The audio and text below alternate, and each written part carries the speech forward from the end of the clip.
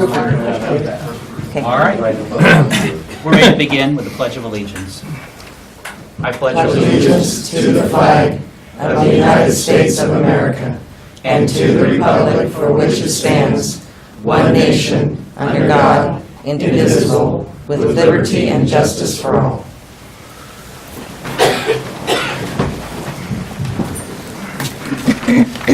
Good morning and welcome to the July 12th, 2018 meeting for the Shawnee County Board of Commissioners. My name is Kevin Cook and I serve as the chair of the Shawnee County Commission. Joining me this morning is Commissioner Shelley Bueller. Good morning. Good morning. And Commissioner Bob Archer. Good morning. Good morning. Madam Clerk, if we could begin with our first item. First item is item 3, consent agenda. There are 4 items on the consent agenda. Are there any questions? Move to approve as presented. Second. Motion to approve by Commissioner Archer, second by Commissioner Bueller. All in favor say aye.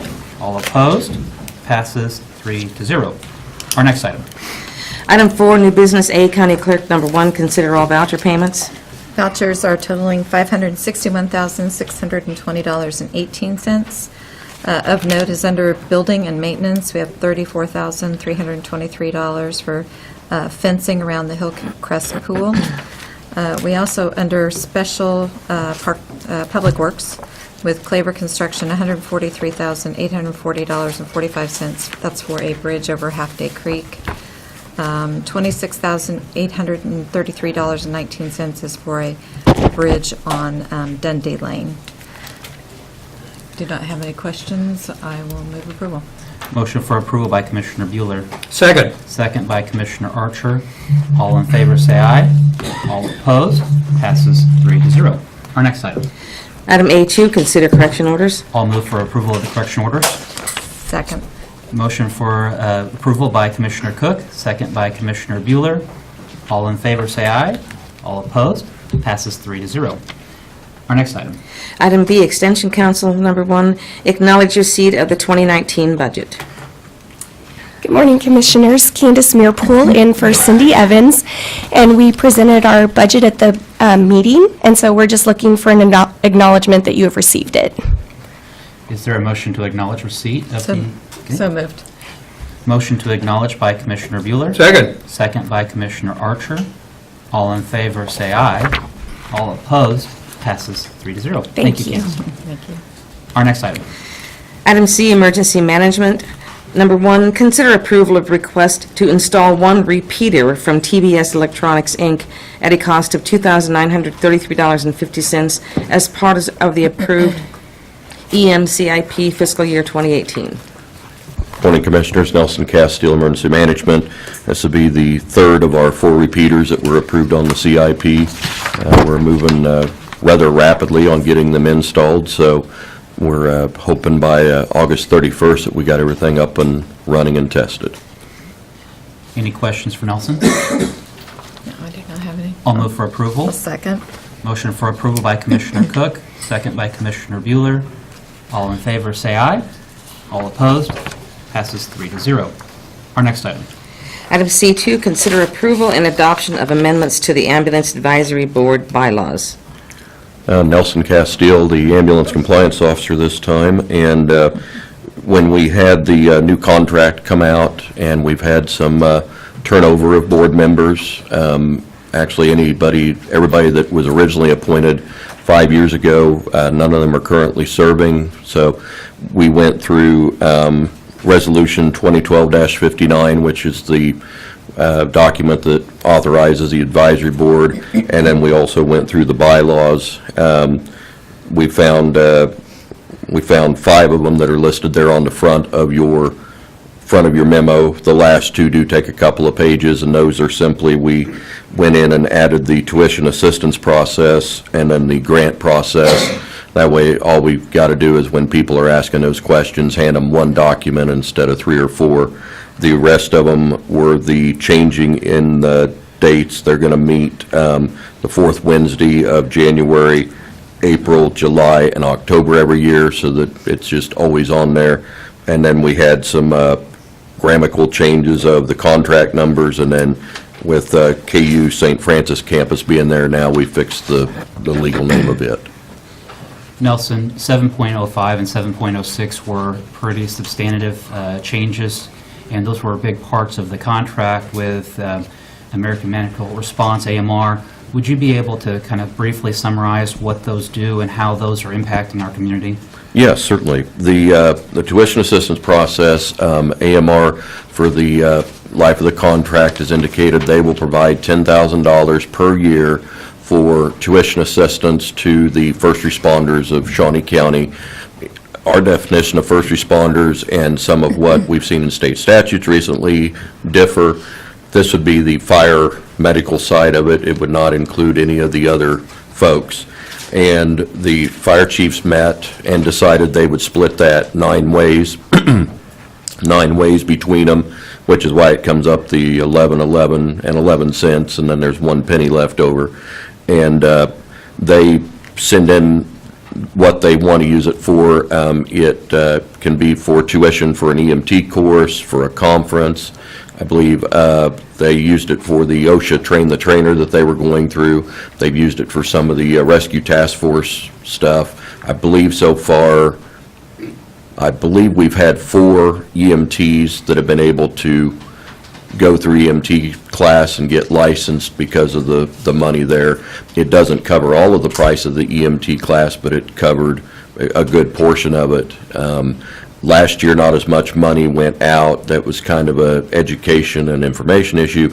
This year, we're already up to, I believe, at their next meeting, we'll be approving the 3rd and 4th for this year. So What happens if there's money left over that's not used in the fiscal year? in the tuition one, there is no rollover. So by October 1st,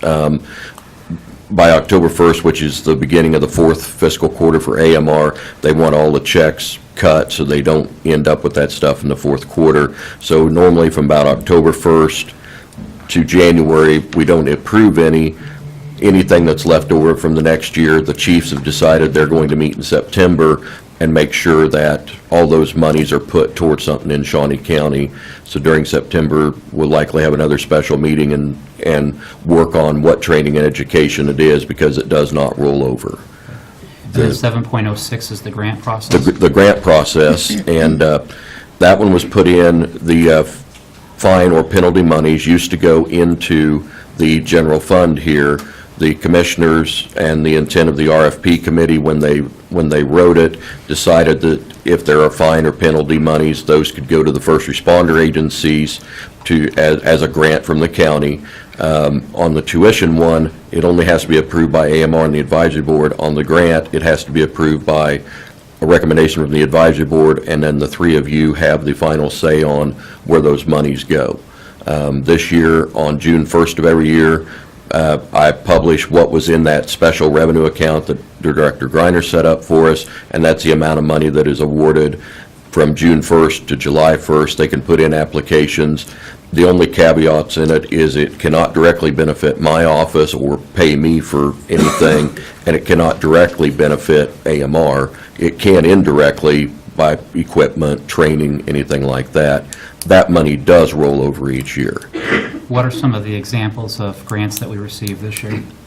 This year, the Pulse Point system, which is that CPR system where it hooks into the 911 system, and if somebody's having a heart attack, it will come up on that free app on your phone.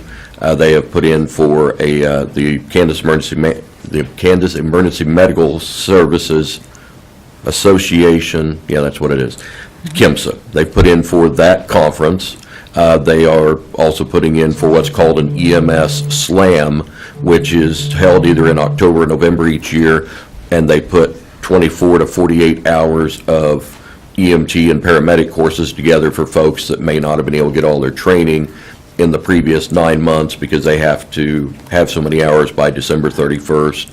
I believe they also put in for some AEDs and some what are called some safe kit bags that do some of the monitoring when you go into these homes if they say that they've had carbon monoxide issues or other smells or odors.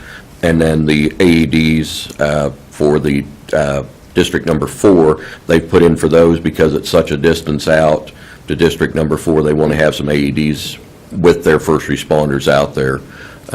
Even though they've got people that live in that area, depending on the time of day and the day of the week, it may take some time to get folks out there.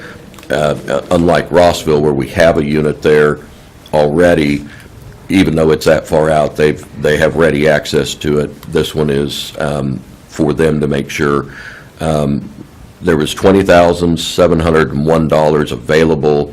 The grants came in a little high, so they're going to have to pare them down a little bit. Okay.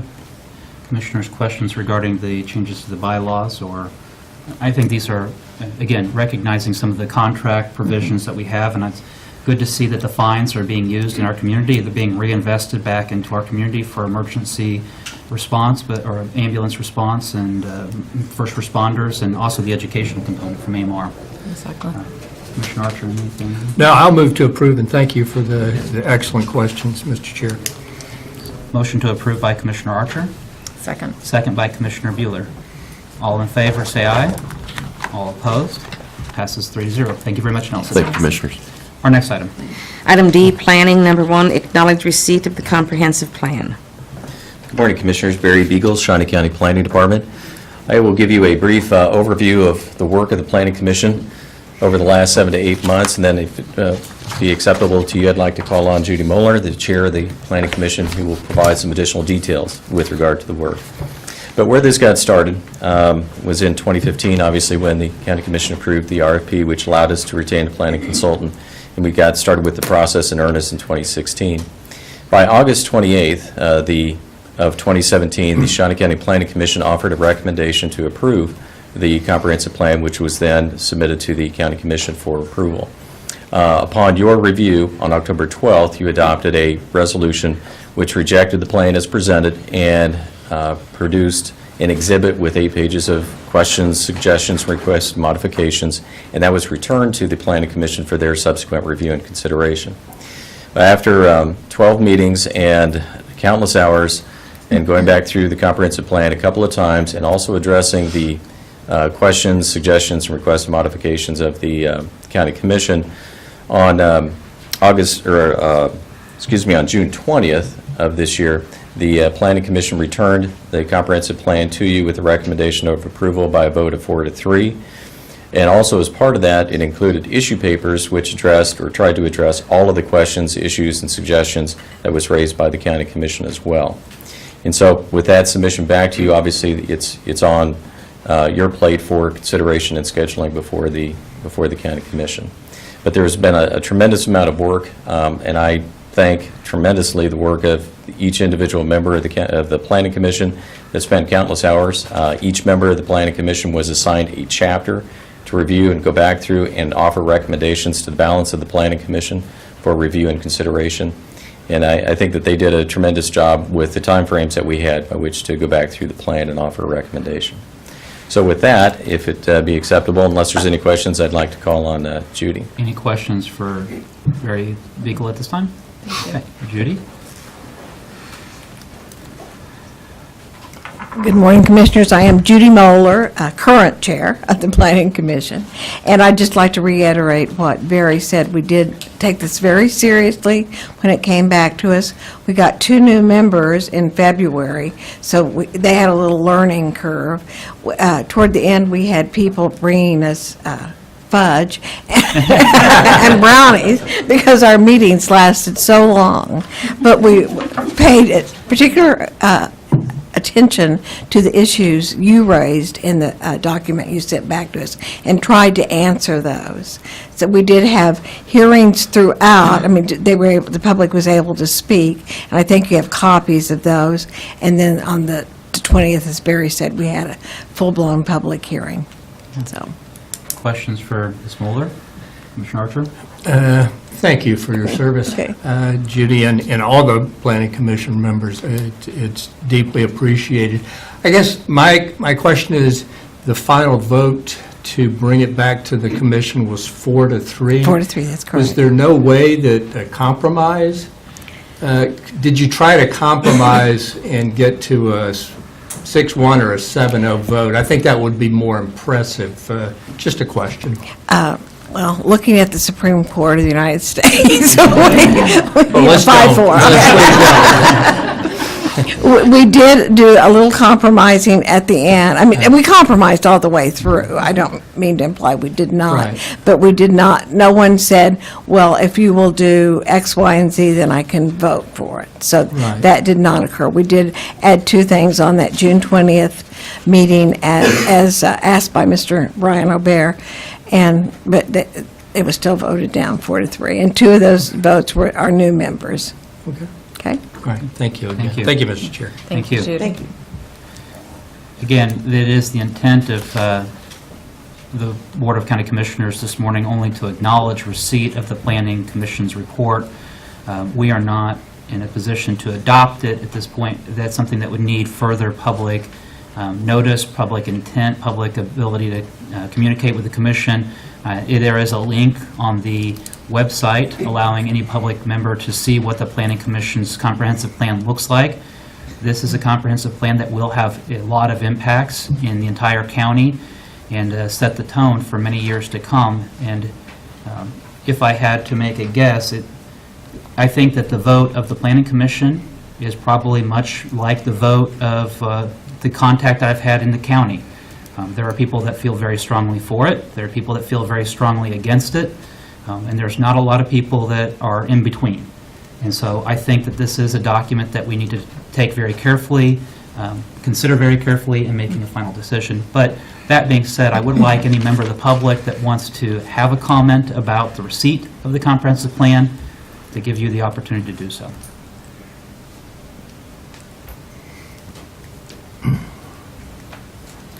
Thank you. I'm Carol Marple. I didn't intend to speak on this, but I thought I would, decided that I should.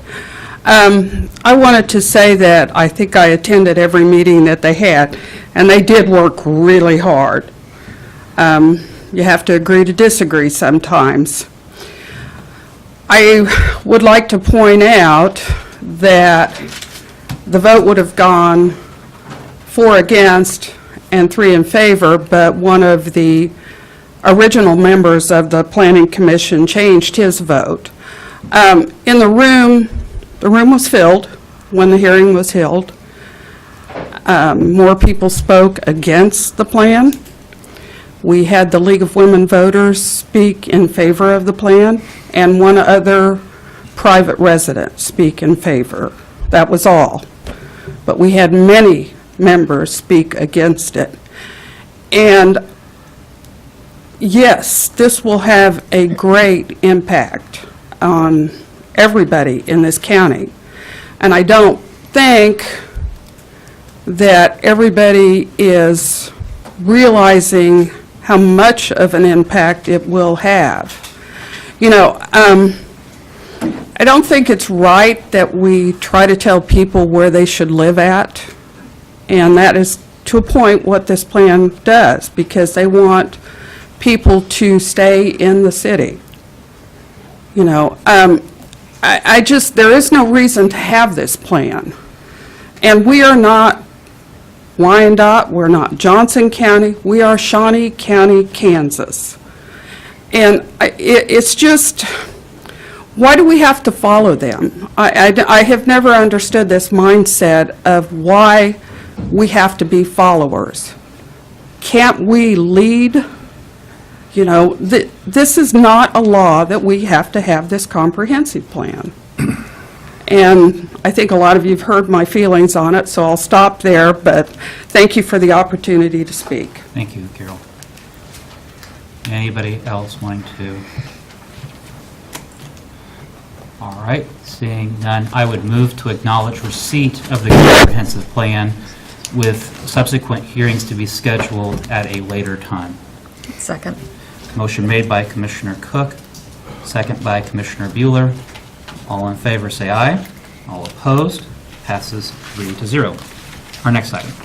Item E, Parks and Recreation, number 1, consider authorization and execution of contract C-215-2018 with Topeka Civic Theater and Academy to instruct classes and provide supplies at a rate of $20 per participant.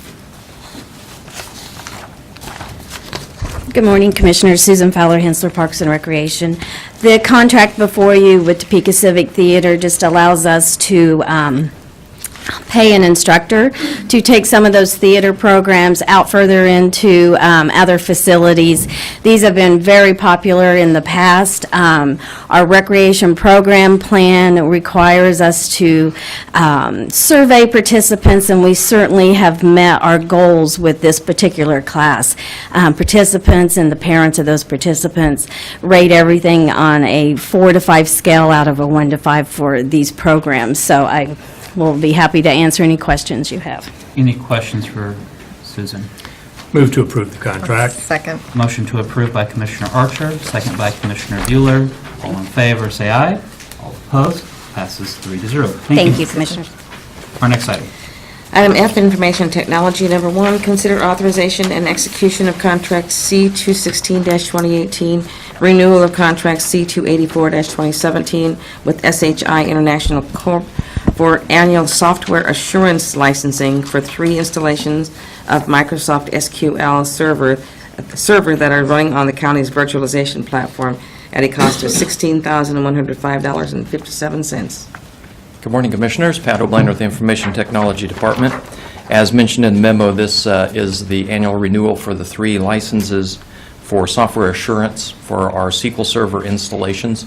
This is a requirement that Microsoft has, that we continue software assurance for each of those 3 instances for any SQL Server installation that's running on a virtualized platform, which is what we are running. So we do have to keep that up and running, so I would ask you for approval to pay that annual fee. If you have any questions, I'd be happy to answer those. Any questions for Pat regarding this item? Do not, I'll move approval of the contract. Motion for approval by Commissioner Bueller. Second. Second by Commissioner Archer. All in favor, say aye. All opposed, passes 3-0. Thank you, Pat. Thank you, Commissioners. Our next item. Item G, Administrative Services. Number 1, update on expenses and revenues.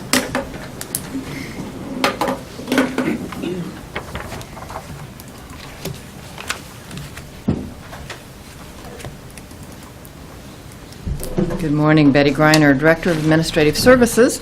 I'm here today with our financial report for June 30th, 2018. We will start with revenues. Maybe.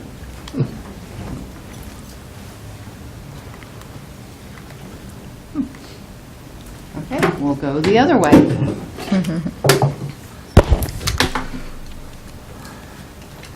Oh, well, now I am curious.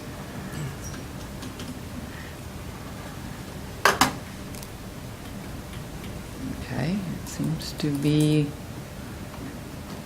locked. There we go. Let's try again. Okay. Now we will start with revenues. Okay, as we look at our year-to-date revenue through June 30, we have received a total of $89,502,511. This chart shows the different categories and what makes up that $89 million. You can see that the largest category is property taxes. This is compared to our budget of $89,468,158. So we are $34,000 over budget. So that is about as close as you can get to being right on budget as a total, for total revenue. Now, we will go into the different categories that you see here. The first category is property tax revenue. We've received $75,055,222. That is actually $392,000 under budget. This is kind of an interesting year on property taxes. If you will remember, what I've shown you before is that we were over budget on property taxes. I estimate how much we will receive each month based on prior years.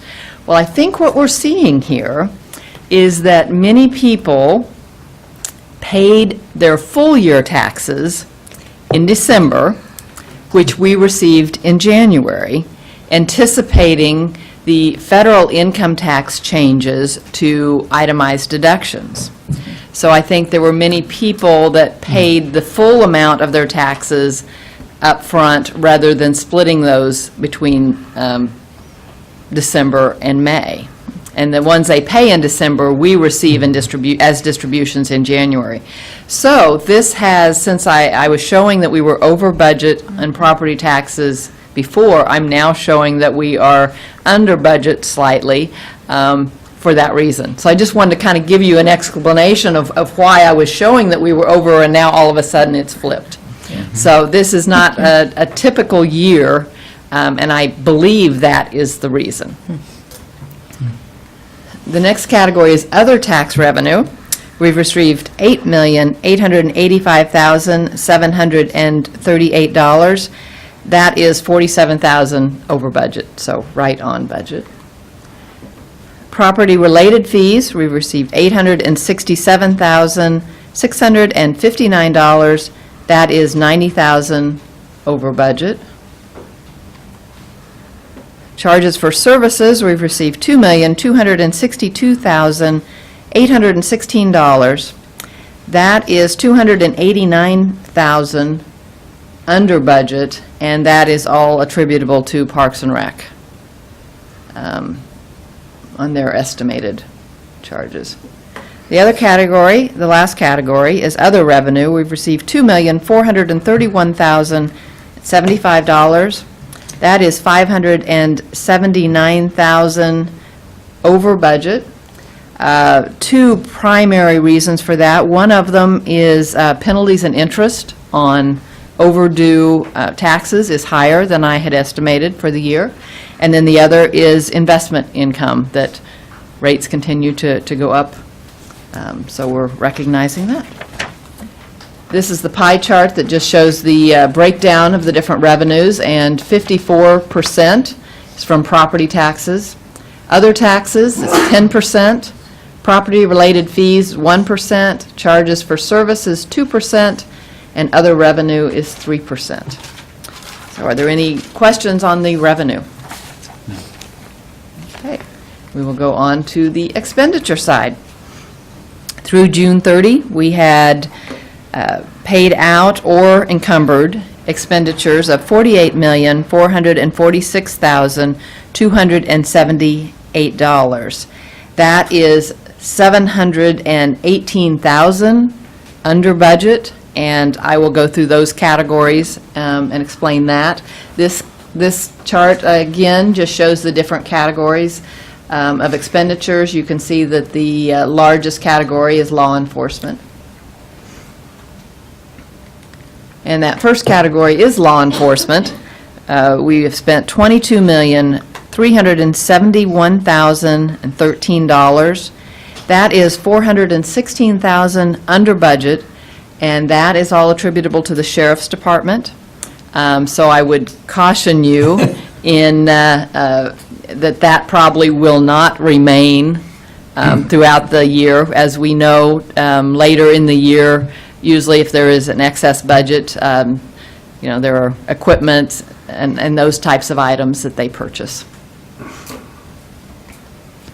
The next category is public health. We have spent $5,699,482. That is right on budget. Administrative services, we've spent $6,799,047. That is $311,000 under budget. That part of that is our contingency. We are halfway through the year through this report, and we have not. We are under budget $120,000 on contingency for those expenditures for half a year. The rest of it is really spread through all of the departments in the administrative services category.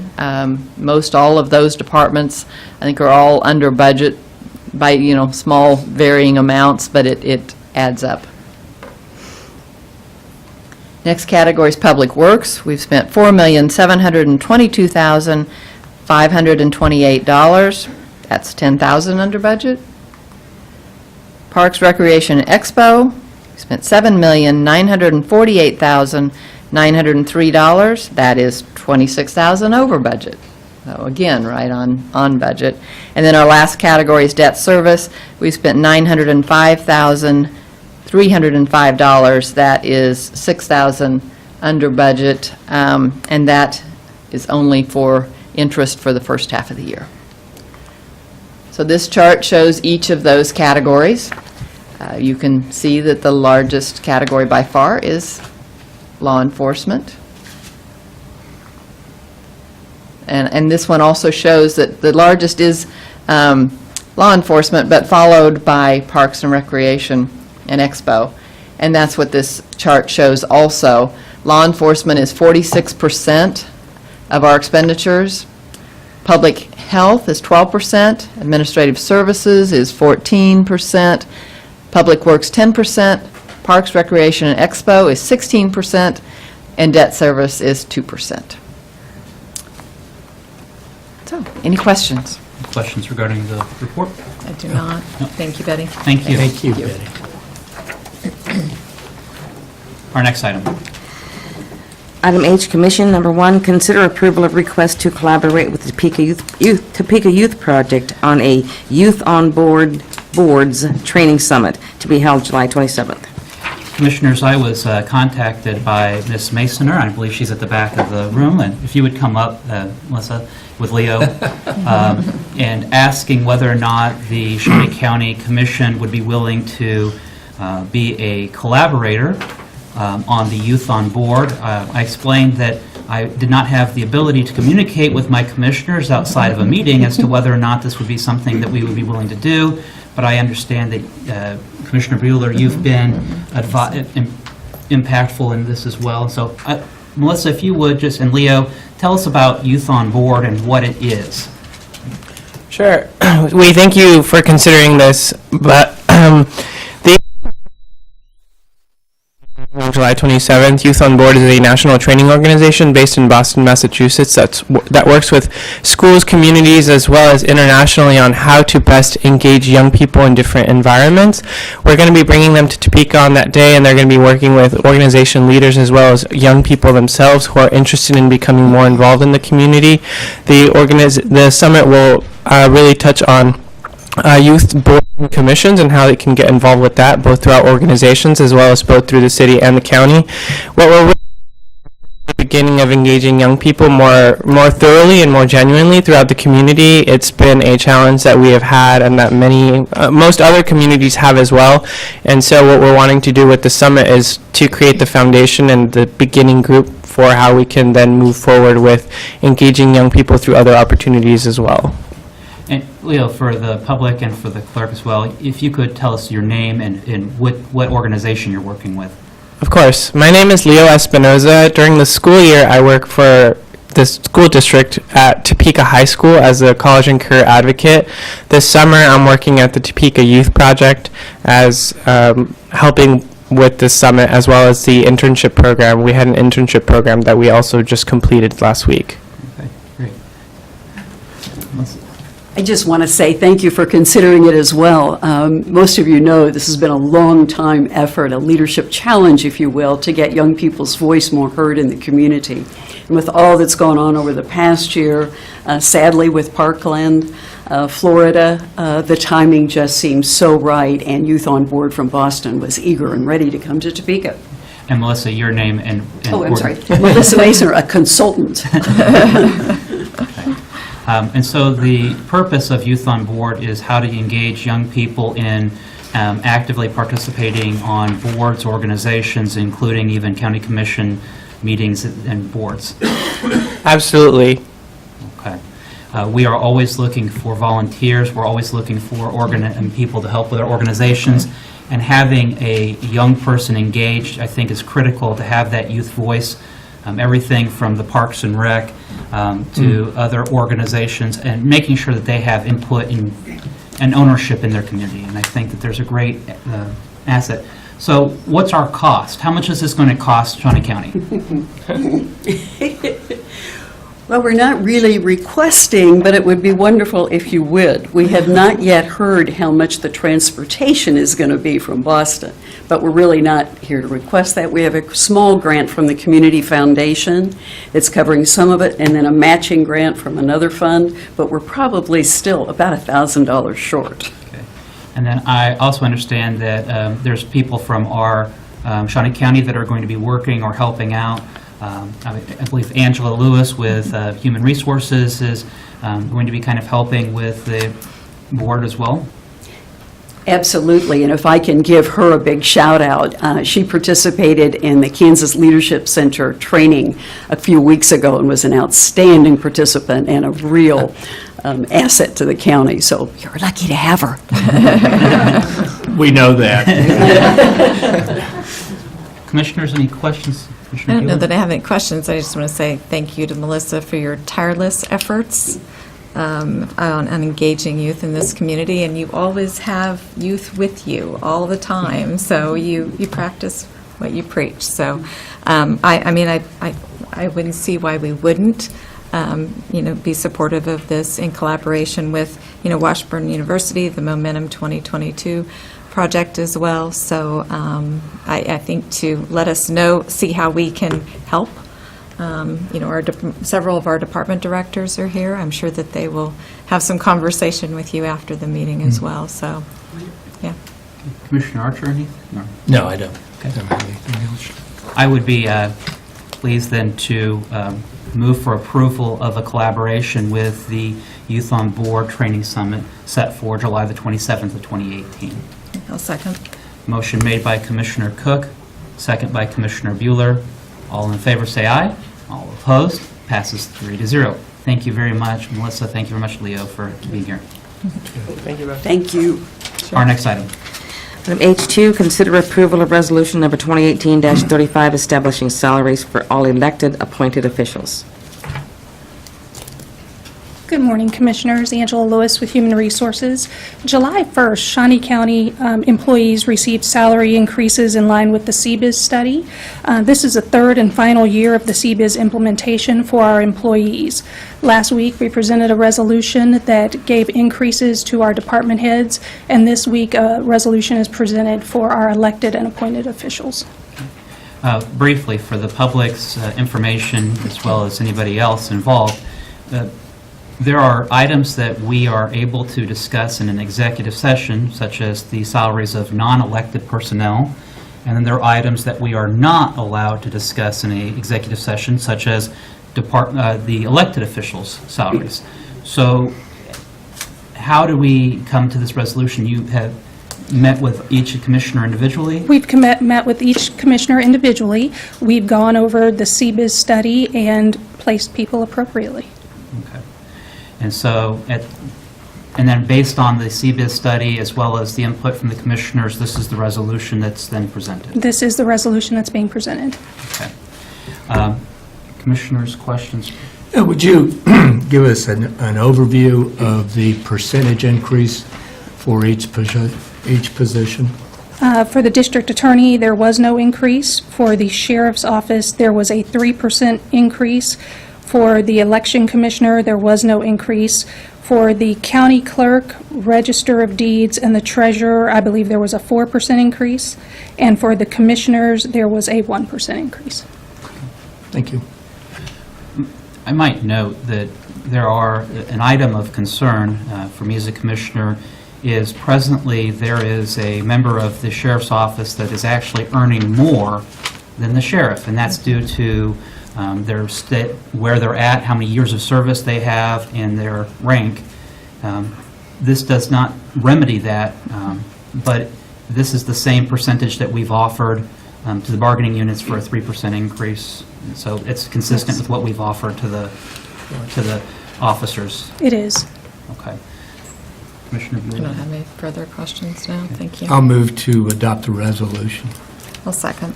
Before we take a vote on it, I do want to allow any department, or any member of the public, including elected officials, to be able to weigh in on the salary considerations, whether or not it should be approved or not approved, as well as members of the public, if there's anybody present that wants to make a comment.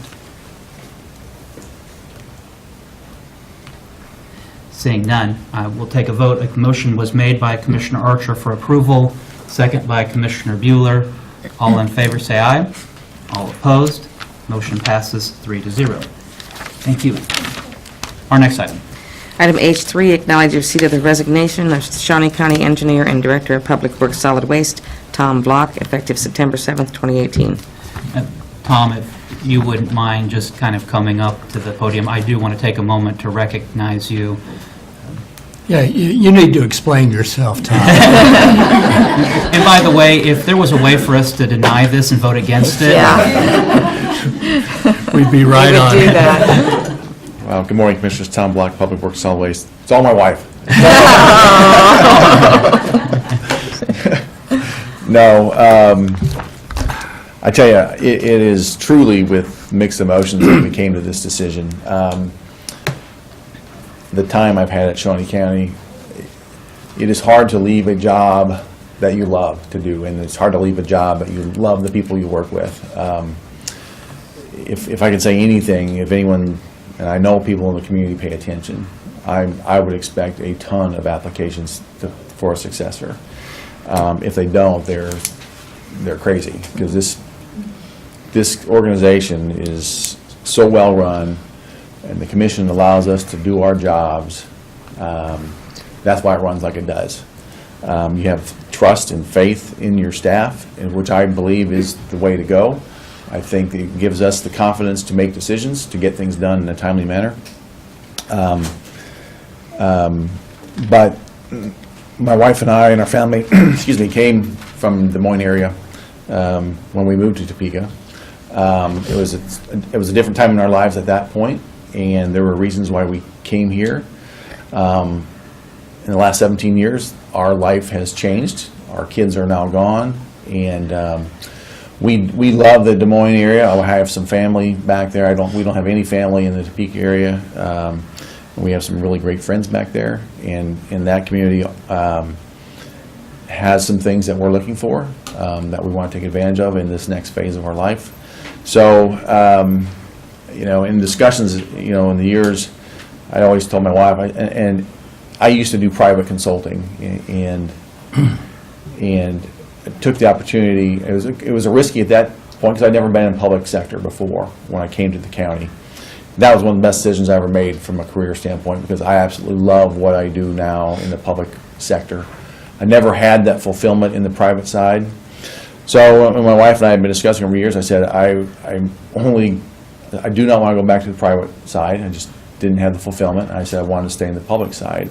And there are only a few communities that we would consider, Lincoln, Omaha, and Des Moines. And it just so happened Des Moines had an opening come up that we decided that we would try to go for it, and we ended up being successful. But it is not without some trepidation, because like I said, when you willingly are leaving a job that you love, it's hard. It's a very hard decision, and I can tell you, I'm going to be leaving a job that I absolutely love. I hope I proved myself right that it was a good decision, but we'll never know.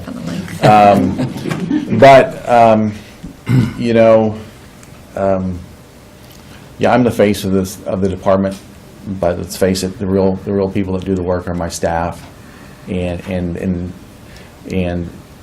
I've told my staff, we are all in the same boat. We just have different jobs to do, and I truly believe that. And in any one of our staffs, and I'm sure all departments know it, can make us look really good or can make us look really bad. And if we look really good, it's because everyone's making us look really good. If we look really bad, it might be just one person, but we all have that potential to do that for our departments. And so with that mindset, I try to instill, take pride in what we do so that we make ourselves look good and make the community proud. And John Knight will scoff at this because he scoffed at it when I was saying it earlier. But I truly got into civil engineering because I wanted to make people's lives better. I didn't get that fulfillment when I was in the private side, but when I came to the public side, I really got that fulfillment. And because we live, and in the private side, you do a project, and you might be doing a project that's several hundred miles away from you. You get down to the project, and you come home. Here, in the public side, we live with the people for who we're working for. And so that puts a little bit of added pressure to do it right and to do a good job, because you don't have to explain to them at church or at school why something is not done very well. So as I'm, these last several weeks while I'm here, my whole goal was just to try to hopefully make people's lives better in Shawnee County, and I'm hoping that I did that. But again, it's not just me, it's the staff and all the departments. We work with a lot of departments, commission, counselor, clerk, audit, finance, human resources, parks and rec, emergency management. We collaborate with them probably a lot more than people realize on a daily basis or a weekly basis. But it truly was everyone that allows us to do what we do. And the relationships and the staff that you've got are just top notch. Well, and you all know that, and you've stated it before. But I just can't thank everyone enough, because everyone here has helped me accomplish what we've been able to accomplish. And I hope it's something that people can be proud of, because that's what we're trying to do. But like I said, it's very difficult decision. Tom, the community of Des Moines is going to be much better off with you, and I think that, I look forward to all of your work in Des Moines. Des Moines is a great community, although it gets a lot colder there than here. And so... apparently a lot wetter recently. I'll be sure and send you all the weather reports of how the weather's better in Topeka. I know the Bueller household was looking forward to you reffing the Washburn Rural Hayden High football game. Now they're going to miss out on that. That's not going to happen. No, that's the real reason I couldn't do it. And now we have the real reason. Well, as the agenda, I think, went out to the press, I got emails and texts from people, and as I talked to people, one-on-one, there was a gasp, but Tom Block's leaving, the county. So your leadership has been amazing, and the impact that you have on this community will be felt for a lifetime.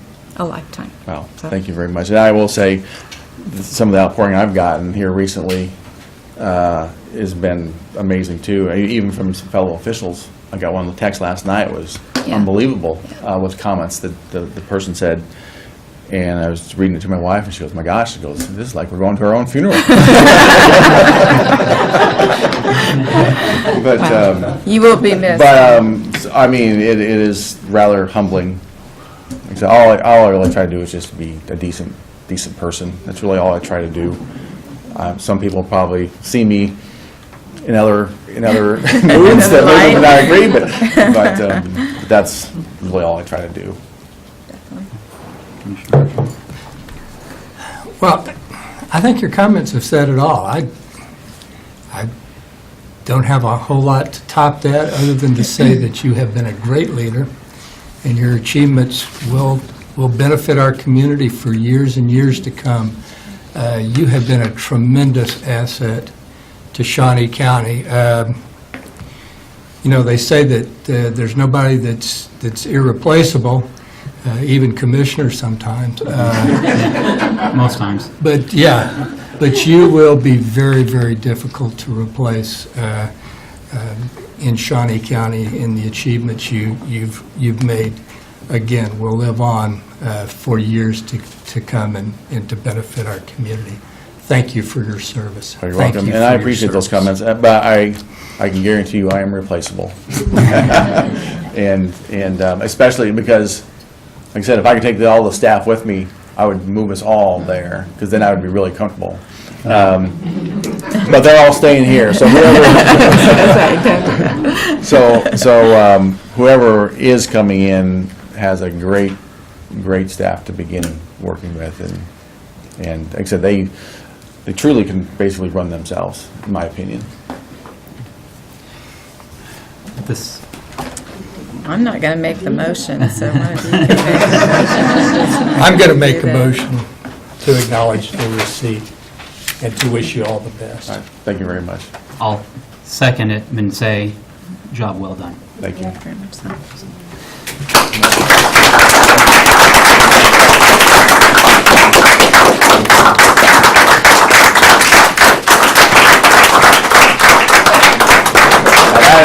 Not necessary. We need to stretch. Motion made by Commissioner Archer, second by Commissioner Cook. All in favor, say aye. All opposed. Motion passes 3-0. Good luck, Tom. Our next item. Item 5, Administrative Communications. Any department head, member of the public that wishes to address the commission on any item, this is an opportunity to do so. Randy Luby, Parks and Recreation, and I'm glad I'm first up. Thank you, Tom, on behalf of Parks and Rec, of all the things you've done for us, and you were a joy to work with. But National Recreation Park Association has declared July Parks and Recreation Month. With that, Shawnee County Parks and Recreation is encouraging everyone to, our theme is to target the trails this month. I know it's extremely hot, but every day I show up to work around 6:30, the parking lot at the dam is full of cars. They just get out earlier, and I think they walk later. I did want to touch on, I had relatives in from Illinois over July 4th, and they just marveled at our parks as well as the trails. And they said the Lake Shawnee Trail, they've been all over. They've lived in 3 different states, and the scenic, everything about Lake Shawnee Trail, they just marveled at. But I think sometimes we as a community take for granted things we have in Shawnee County. So we just encourage you to get out and use the trails. We have nearly 60 miles of trails. And also, I know the Recreation Division also has some events for this month, and I'll let Susan Hensler talk about that. Thank you, Randy. Susan Fowler, Hensler Parks and Rec. As Randy said, July is National Parks and Recreation Month, and one of the things that NRPA has done is challenged all the local agencies to explore the undiscovered roles of local parks and recreation like science, technology, engineering, and math. So one of the things that we will be doing on Saturday, July 21st at the Hillcrest Community Center from 9 to 11 a.m. is we have staff who's going to focus on those STEM projects by having fun and playing. One thing Parks and Rec is good about is putting fun into a lot of those educational programming. So this is the same day that the youth basketball will be hosted for Sunflower Games, so it'll be a busy day in the park. We're going to be right near the new outdoor fitness equipment, and staff will be there to play with kids from 9 to 11.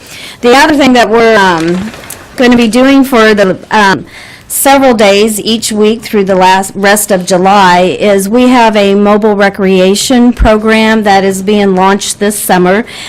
Some of you have probably seen a van that our department has wrapped and installed a sound system in.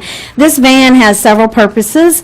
One of them is to just kind of be a great tool for promotion at events for Parks and Recreation. It helps with our branding. But another very important part of the mobile recreation program is to actually take programming out to all of our smaller parks, the mini parks, the neighborhood parks. So we have a couple staffs who, starting next week, will be hitting a lot of those small parks. We'll just pull up, play some kickball, do some chalk art, just all kinds of things with anyone in the park. We've been experimenting a little bit with this. A couple weeks ago in Gage Park, we pulled up and had 40 kids join us for a Zumba class.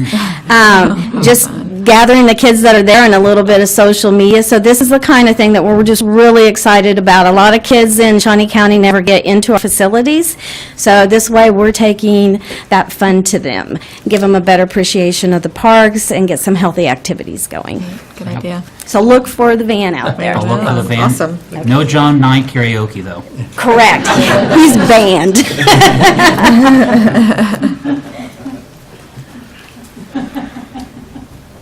Commissioner Tom Block, Public Works and Solid Waste, not quite gone yet, so I will continue on with what I normally do. I wanted to let everyone be aware, this is not a county project, but we were notified by a contractor who's going to be doing some work for Union Pacific Railroad, and they are going to be replacing a bridge on Northwest 94th Street, which is between Crawford and Carlton Road, which is up in the northwest part of the county. It's on the Jackson County, Shawnee County line, and that roadway, that section of that mile of roadway is actually maintained by Jackson County. But we said that we would send out a notification on their behalf, just to let the public know that they are going to be getting that work. And they are going to be beginning next Monday, July 16th, to replace that bridge. And they are anticipating subject to weather, that it would be opened up by September 28th, 2018. I mean, September 28th of this year. So it sounds like it's a full bridge replacement. The contractor is LG Barkus and Sons out of Kansas City. So anyway, I just wanted to let everybody know that that's going on. It's not a county project, but just letting people know that will potentially affect them if they are up in that part of the county. Tell us the location again, Tom. It is between Crawford and Carlson Roads. Okay, thanks. I think it's just west of Crawford. All right, thank you. Thank you. Any other department head or member of the public? Commissioner Bueller, do you have anything for us today? I do not, thank you. Commissioner Archer, anything for us today? I just wanted to recognize that the district attorney and the register of deeds are here this morning, and we know how busy your schedules are, and so we really appreciate it when you're able to take time and come to the commission meeting. Thank you for being here. Absolutely, and thank you for that as well. I might note that we do have continuing budget hearings this afternoon and this morning. This morning, we have Health Access in Vallejo, and this afternoon, we have TARC in the Conservation District. And again, those are online if you are not able to attend in public. And so if you have an interest, you're always able to tune in to one of those sessions as we continue through the 2018 budget hearings. I don't have anything additional. 2019 budget hearings held in 2018. I don't have anything additional. Madam Clerk, our next item. Executive session? I do not believe there's a need for an executive session today, so we are adjourned.